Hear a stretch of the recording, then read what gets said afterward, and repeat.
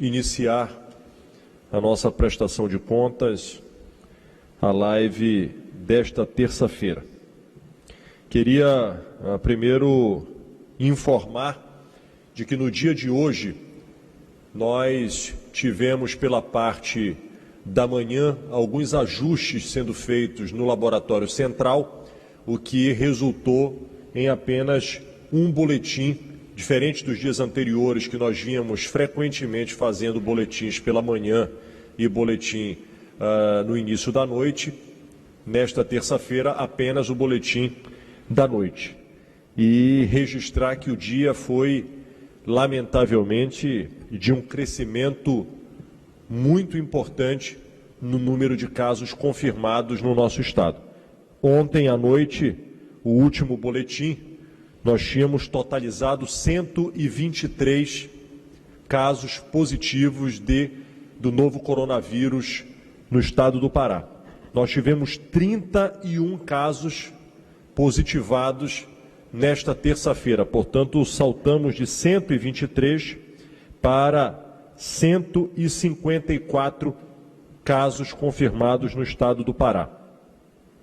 Temos 98 casos em análise, 5 óbitos, lamentavelmente, e 1.135 casos descartados. Portanto, recapitulando os números, 154 casos confirmados, 98 casos em análise, 5 óbitos, 1.135 casos descartados.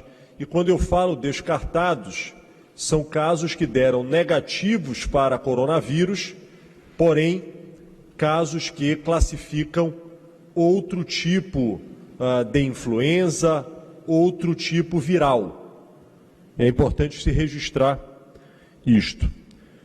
Hoje, nós iniciamos o dia fazendo a vistoria do início da distribuição dos medicamentos que foram adquiridos pelo governo do estado, da hidroxicloroquina junto com a azitromicina. Nós adquirimos com recursos próprios do estado 90 mil pílulas de hidroxicloroquina e 75 mil pílulas de azitromicina, tratamento que ainda está sendo validado pela Anvisa, porém tendo tido muita eficácia no tratamento de coronavírus. Diversos relatos da medicina já demonstram que o uso destes equipamentos passa a ser uma alternativa importante para salvar vidas, para diminuir a gravidade daqueles que positivaram coronavírus. Portanto, nós já iniciamos a distribuição, inclusive a distribuição sendo feita para hospitais públicos, também para hospitais particulares, num esforço de todos estarmos munidos das condições de salvar a população nesse momento. Mas é fundamental que nós possamos aqui registrar: este medicamento não deve ser consumido em casa. Este medicamento não deve ser a partir de uma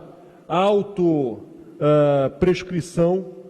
É fundamental que só se possam tomar este medicamento, e aí o nosso protocolo, mediante prescrição médica, mediante estar no ambiente hospitalar. Portanto, o paciente que esteja internado com a prescrição médica, ele, a partir daí, poderá estar tendo este tratamento. Fora disto, não se é recomendado. Os efeitos colaterais são efeitos colaterais importantes, por isso a nossa recomendação de que, se você porventura tenha acesso a este medicamento, não tome sem que o médico tenha prescrito e sem que você esteja no ambiente hospitalar. Esse é um apelo que eu faço. E aí fica a pergunta: mas Helder, como que eu posso ter tido acesso? esse medicamento, antes deste momento que nós estamos vivendo, esse medicamento ele é utilizado, por exemplo, para o combate à malária. E no nosso estado tem muita gente que acaba vivendo em cidades que a incidência de malária ainda é uma incidência regular. Portanto, nós não podemos correr risco e por isso a informação para a nossa população. Quero também continuar dando algumas informações para você que está nos assistindo. Nós estamos, neste momento, com 43 pacientes que estão internados na nossa rede hospitalar do Estado, que estão com síndrome respiratória aguda grave. Isto não quer dizer que sejam pacientes que estejam positivados de coronavírus, mas são pacientes que requerem muita atenção porque estão com problemas respiratórios que necessitam do atendimento médico, da atenção médica, do acompanhamento, seja aqueles que estão em média complexidade, sejam aqueles, inclusive, que necessitem de tratamento intensivo. Portanto, este é o número atualizado da quantidade de pacientes na rede hospitalar do Estado que, neste momento, estão sendo tratados a partir de o diagnóstico da síndrome respiratória aguda grave.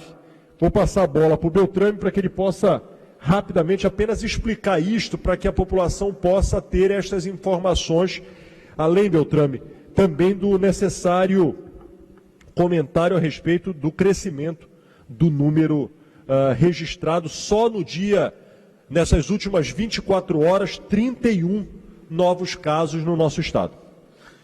Bem, boa noite a todos e a todas que nos assistem, boa noite, governador. O comentário que deve ser feito aqui é o crescimento de 25% no dia de hoje, ou seja, de ontem para hoje, nós tivemos um crescimento de casos confirmados da ordem de 25%. O Brasil e os países que ainda continuam têm crescido em torno de 8% a 10% ao dia. O estado do Pará está crescendo mais. Nós chegamos nesse momento a 1,8 casos por 100 mil habitantes. O Brasil está em torno de 6,8. Então a gente ainda está numa condição favorável e que nós podemos eventualmente ainda com as medidas... Mas há 10 dias atrás nós estávamos com 0,5. Né? Exatamente. Começamos com 0,2, fomos para 0,5, hoje estamos com 1,8. Ou seja, a progressão realmente é geométrica e nós temos que tomar todo o cuidado, porque segue a orientação do isolamento domiciliar, segue o isolamento, o distanciamento social, que são extremamente importantes. Uma outra questão que vale a pena chamar a atenção e que foi objeto, inclusive, de uma matéria hoje num site de notícias, comparando a síndrome respiratória aguda grave acontecida no mês de março deste ano comparado com o do ano passado. Na verdade, esse site ele fez uma confusão de dados e fez uma análise inadequada das informações. E eu quero aqui reafirmar o compromisso do governador, do governo, da CESPA, meu, pessoal do governador, com a transparência, absoluta transparência dos números. Todos os dados têm sido passados para todo cidadão, toda cidadã do Pará tomar conhecimento. Esse é um compromisso nosso, nós começamos assim e seguiremos assim. Então, o dado correto em relação a março desse ano é maior, inclusive, que o site falou, inclusive. Ele deu conta de 184 casos de síndrome respiratória aguda grave o ano passado, principalmente em crianças menores de 2 anos, mas nesse ano nós tivemos fechado o mês de março 212, teve um crescimento de 60%, se nós compararmos março de 2020 com março de 2019, nós tivemos um aumento de síndrome respiratória aguda grave de 60%. Isso tem um significado, e principalmente porque o percentual de crianças diminuiu e aumentou muito o número de adultos, especialmente aqueles entre os 20 a 49 anos, que aumentou muito, muito significativamente. Desses casos do mês passado, vejam, síndrome respiratória aguda grave não significa Covid, significa uma síndrome, uma dificuldade respiratória causada por algum vírus. Pode ser o coronavírus, mas pode ser H1N1, pode ser a influenza B, pode ser adenovírus, vírus sincicial respiratório. São mais de 20 vírus que são capazes de causar síndrome respiratória aguda grave. Mas o principal deles é o H1N1 e agora, nesse momento, o coronavírus. Pois bem, desses 212 casos que aconteceram neste ano, em março, 49 foram suspeitos de coronavírus. Desses 49, 34 foram descartados. Não eram coronavírus, mas 15 eram coronavírus. No dia de hoje, nós temos, o governador acabou de falar, 43 pacientes internados em todo o estado com síndrome respiratória aguda grave. Desses, 13 estão confirmados, governador. 13 são por Covid. E os 30 que faltam aqui estão em análise no LACEN nesse momento. Então, nós não sabemos ainda quantos dos 43 são por Covid-19 ou não, mas fica aqui o alerta. O crescimento do número de casos é exponencial, 25% ao dia, isso é muito, quer dizer, há uma progressão aí que vai seguir. E, infelizmente, esse número de casos de pessoas internadas vai crescer, provavelmente. Vejam, fazendo uma conta como se o comportamento fosse igual, hoje nós estamos no dia 7, é a primeira semana. Se nós projetarmos esses números aqui para frente, nós provavelmente teremos uma quantidade maior em abril do que tivemos em março.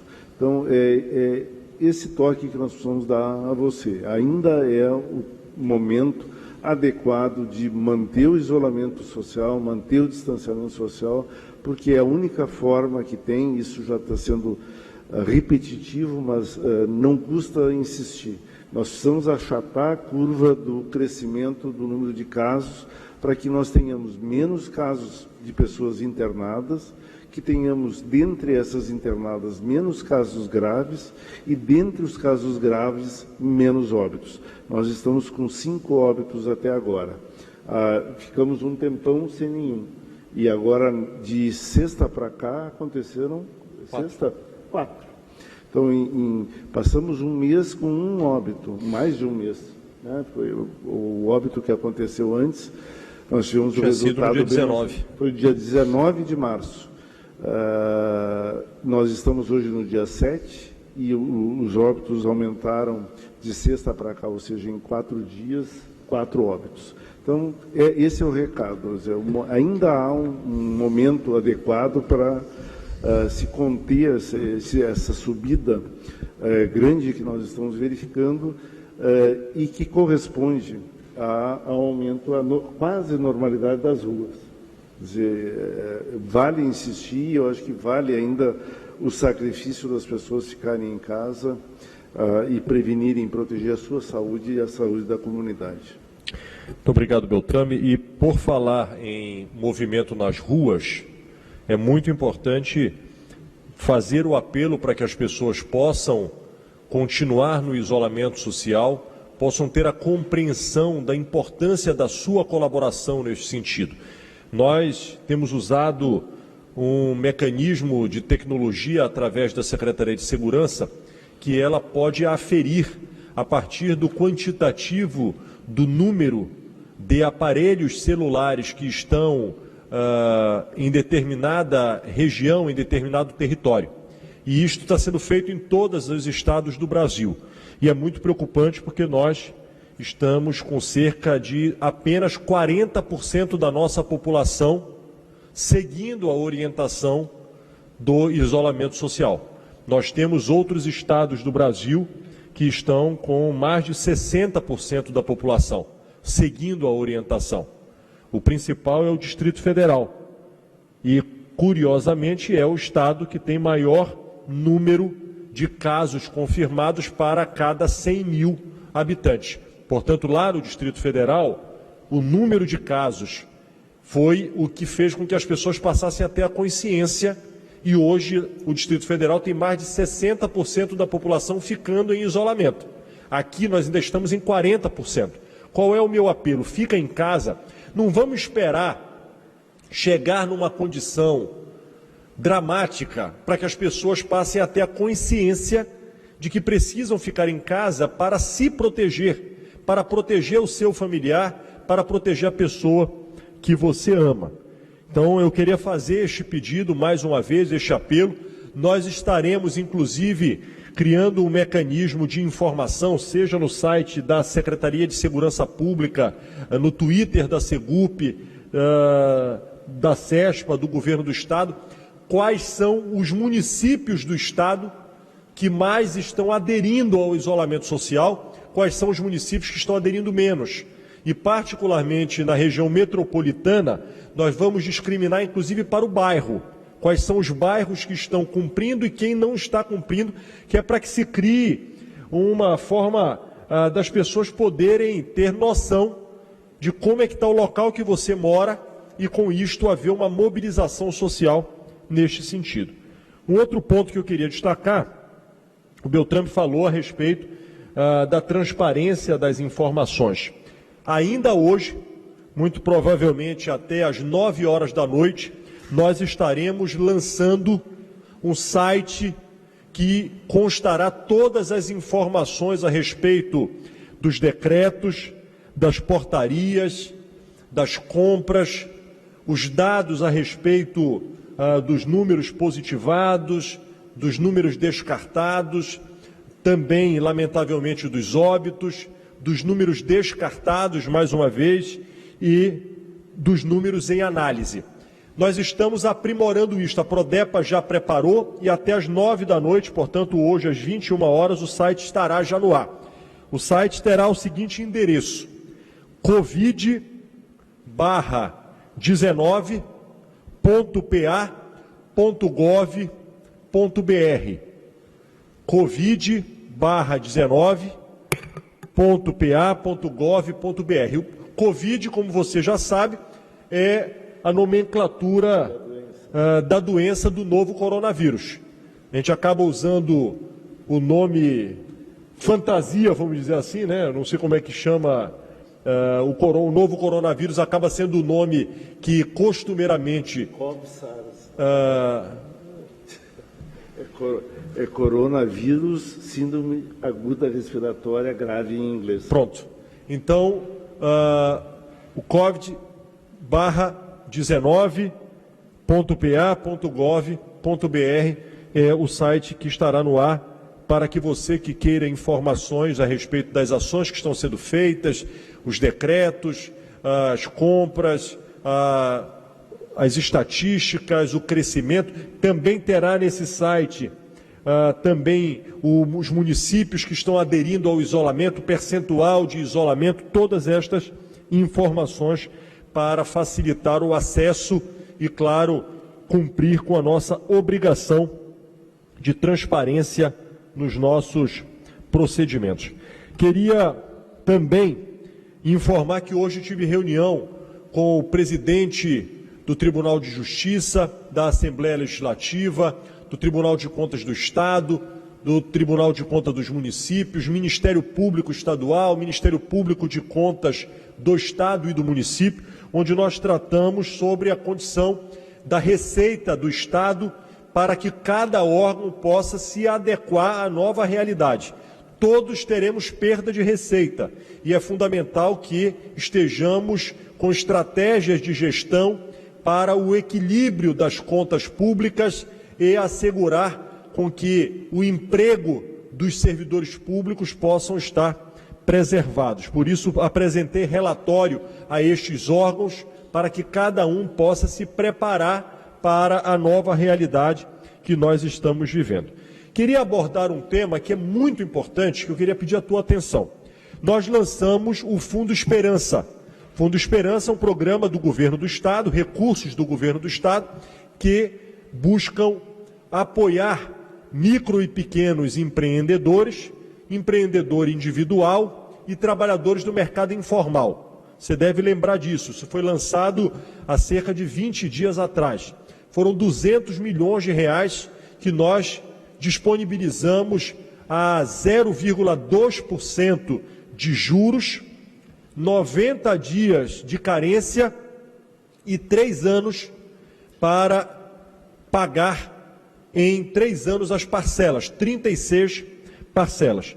Eu queria fazer um pedido, você que se inscreveu, fique atento, nós, para podermos agilizar a efetivação do programa, para que você possa ser atendido, possa ser contemplado, nós criamos uma central telefônica com 200 operadores que estão ligando para todos que se inscreveram.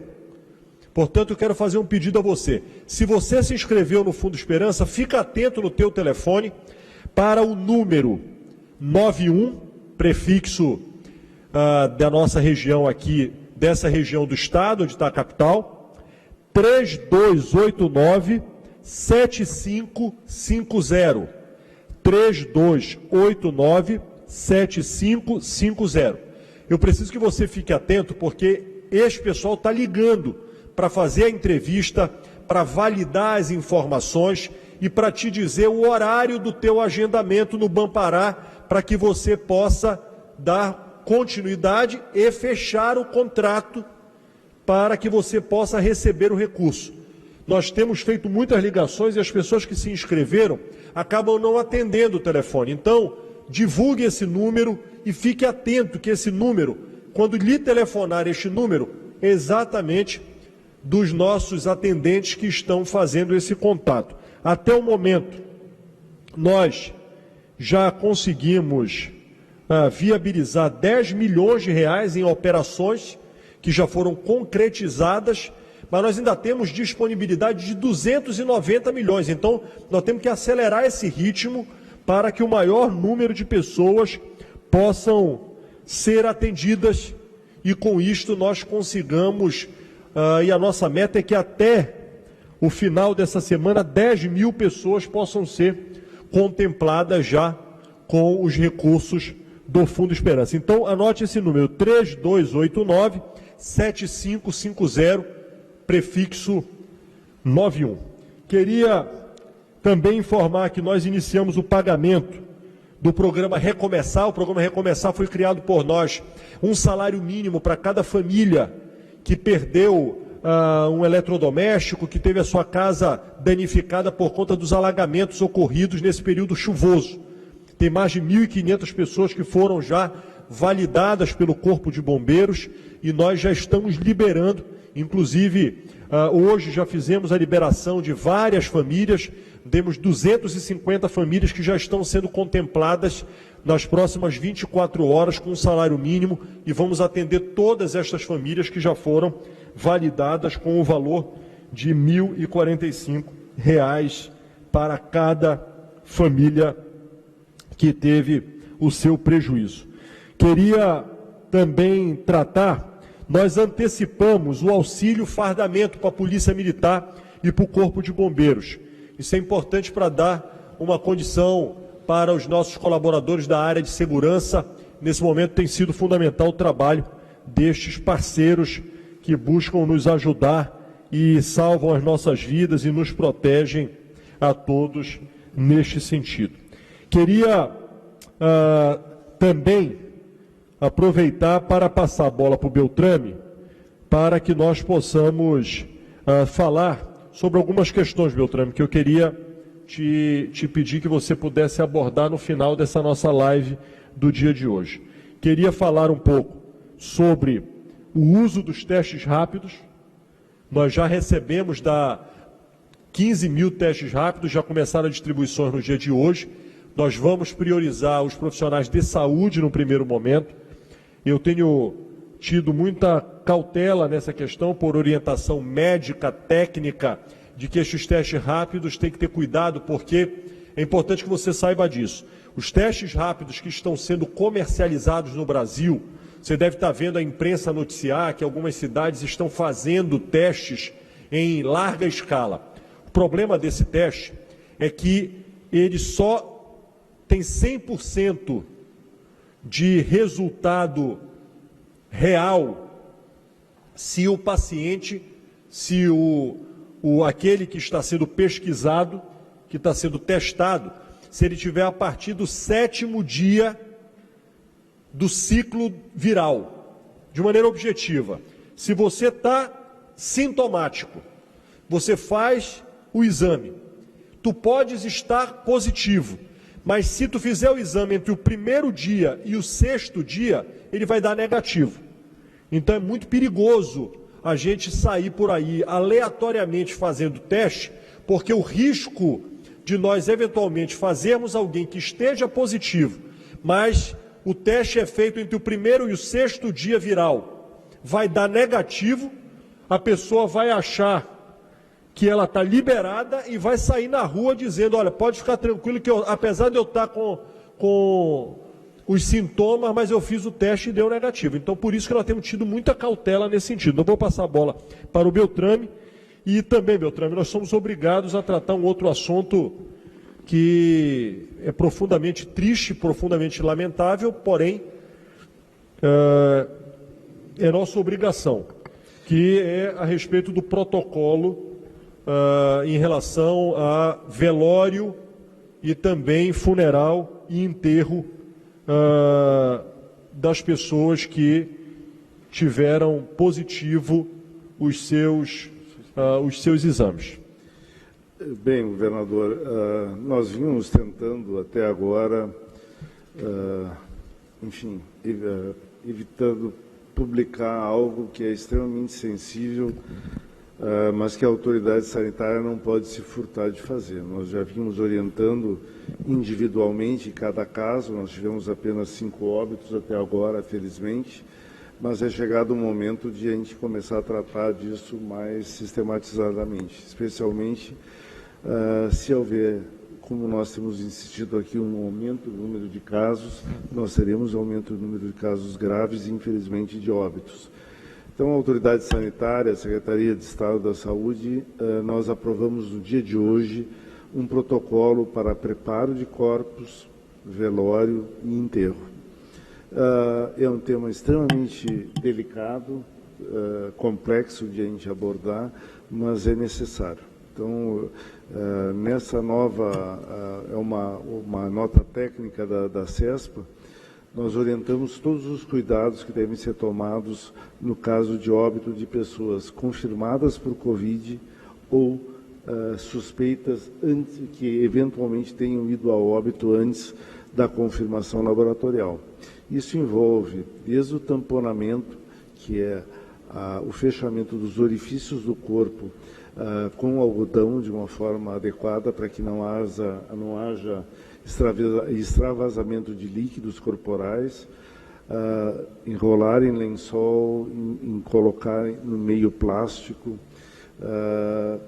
Depois feito isso, mais um plástico novamente, desinfetar toda a parte do corpo já enrolado, colocação em urna funerária vedada, lacrada, não poderá ser aberto em velório. Nós recomendamos, em princípio, que não sejam feitos os velórios, mas sabemos da cultura, etc. Então, nós temos recomendado que, na condição de que seja feito o velório, ele deva ser breve e deva não ter mais do que 10 pessoas ao mesmo tempo no local. E que tenha local para... A urna funerária deve ser higienizada também. E nós vamos a detalhes, inclusive, em relação a como proceder com o preparo do corpo para os técnicos que vão lidar, protocolo em relação aos familiares, inclusive em relação ao enterro. Os corpos podem ser enterrados, normalmente, podem ser cremados, não há nenhuma contraindicação em relação a isso, apenas a recomendação de não abrir em nenhum momento a urna funerária e nem não acumular pessoas também no momento do enterro. Essa era talvez o último protocolo que a gente gostaria de informar a sociedade do Pará.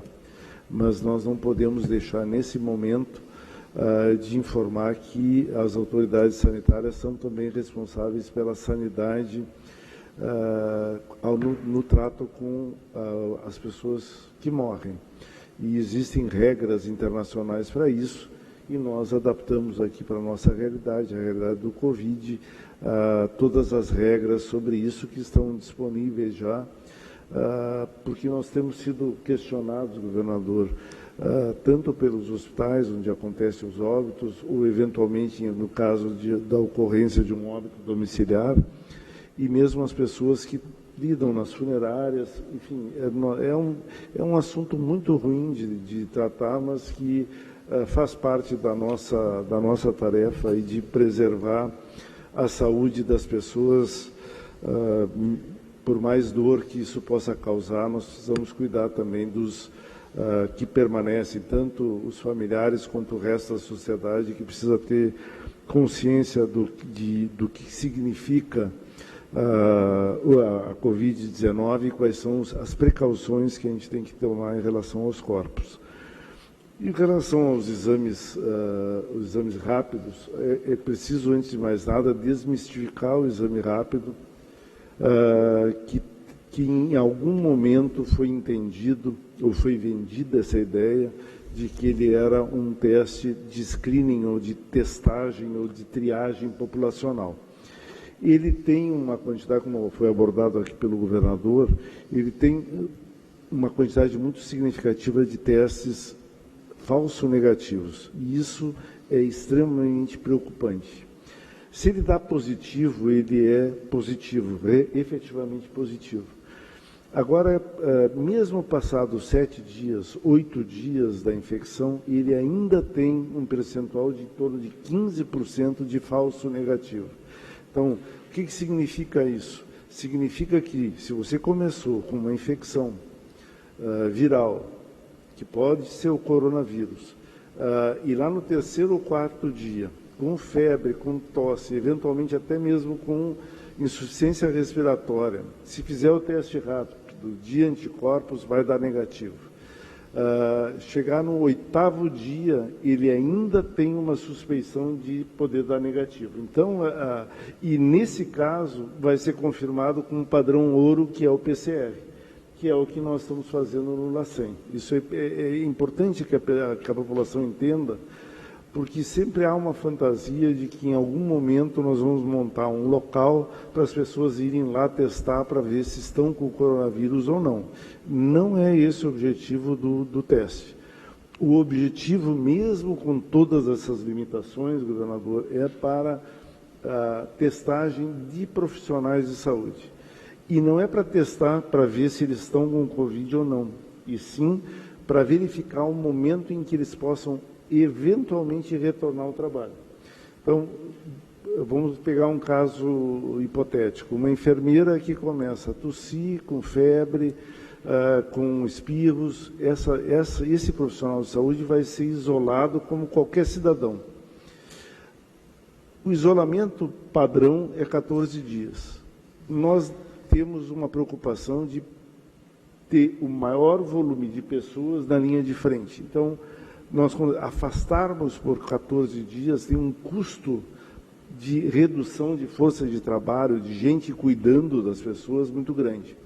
Então, o teste rápido ele vai ser aplicado lá pelo 8º dia, para verificar se aquela pessoa, essa enfermeira que eu falei, se ela está negativa ou se está positiva. Se for positiva, ela continua na quarentena até o 14º dia e aí, dependendo da clínica, ela vai poder voltar ou não. Se tiver negativo, 15% ainda pode ser positivo. E aí nós temos que fazer outras análises, como o PCR, por exemplo, para que nós tenhamos convicção de que aquele negativo é realmente negativo. Então, é um teste que é útil para equipes e profissionais de saúde, mas tem limitações muito sérias. Então, isso tem que ficar muito claro para a população, para não haver expectativa de que a gente faça, em algum momento, uma grande triagem populacional com o teste rápido de anticorpo, porque nós vamos ter ou falso negativo, que vai dar uma falsa sensação de segurança, ou nós vamos estar estimulando pessoas que estão positivas a se descuidarem e descuidarem dos seus contactantes. Então, é um exame útil, mas que tem uma cautela técnica muito grande para o uso.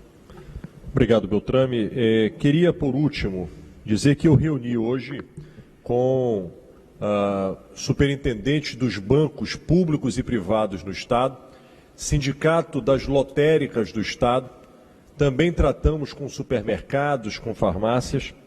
Nós estamos buscando unir todos os esforços para que as pessoas possam, primeiro, usar máscara. Isso é muito importante.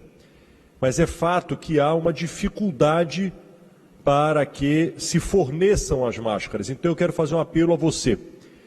Já existem diversas informações a respeito de como fazer a máscara em casa, para que você possa, inclusive, providenciar a tua própria proteção.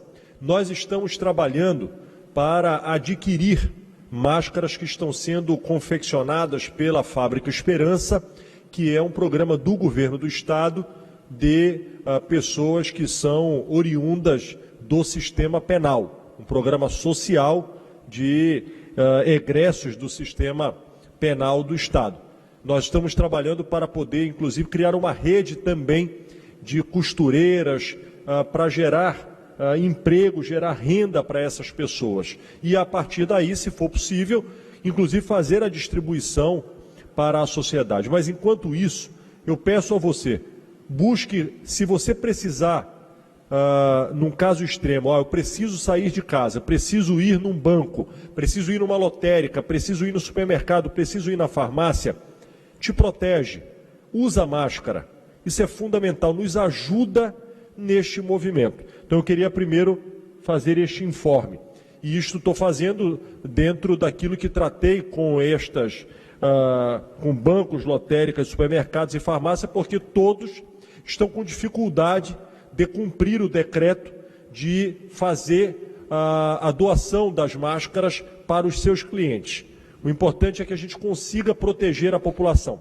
Um outro acordo que nós firmamos, que os bancos e as lotéricas vão marcar as filas nas áreas externas. Nós vimos hoje muita aglomeração de gente nas filas, nas partes externas dos bancos e das lotéricas. Então ficou acertado que bancos e lotéricas vão fazer marcação no chão, estabelecendo 1 metro de distância entre as pessoas para facilitar a fiscalização por parte da Polícia Militar, por parte dos órgãos de segurança. E aí o meu apelo, que os municípios possam ajudar com as suas guardas municipais. A obrigação de orientar a população não pode ser só do Estado. Os municípios também precisam colaborar e cooperar nesse movimento de união de todos nós para orientarmos a população e protegermos a nossa população. Para encerrar efetivamente, eu queria hoje fazer uma grande homenagem. Hoje é o Dia Mundial da Saúde e quero homenagear todos os profissionais de saúde. Aqui, em teu nome, Beltrame, que és médico, mas a você que tem estado nessa lida, enfermeiros, técnicos de enfermagem, tantos profissionais de saúde que têm ficado expostos, deixando as suas famílias em casa para proteger e salvar a vida da nossa população. Eu sei o quanto cada um tem sido importante nessa jornada. No dia a dia já são importantes, mas quando a gente vive uma crise mundial de saúde, a gente valoriza ainda mais os profissionais de saúde. Portanto, as palmas para todos os profissionais de saúde, parabéns a vocês, continuem como guerreiros nos protegendo, guerreiros nos ajudando, guerreiros salvando vidas e salvando a toda a nossa população. E queria também fazer uma homenagem ao Dia do Jornalista. A imprensa tem sido muito importante para esclarecer, para informar, para colaborar, para orientar.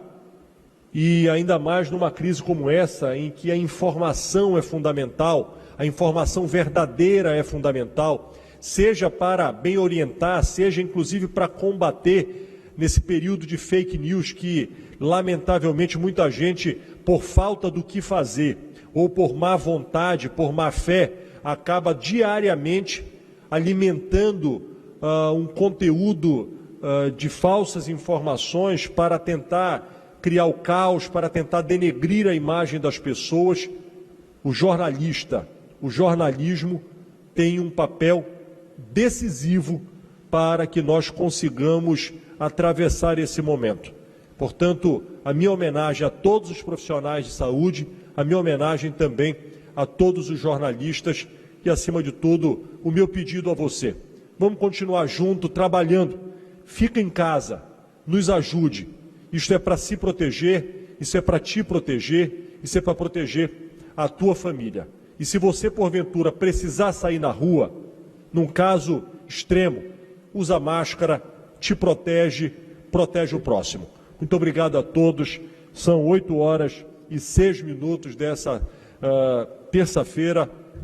Boa noite e fique em paz.